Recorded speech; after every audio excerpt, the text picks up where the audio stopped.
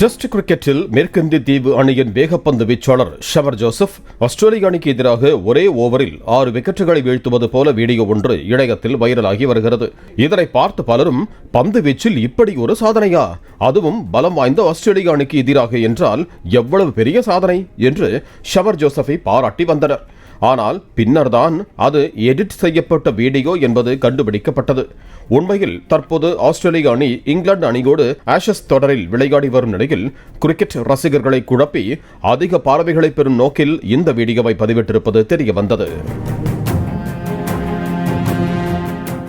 Play store மற்றும் app ஸ்டோரில் இருந்து பாலிமர் செயலியை QR கோடு மூலம் பதிவிறக்கம் செய்யுங்கள். செய்திகளை உடனுக்குடன் பெறுங்கள்.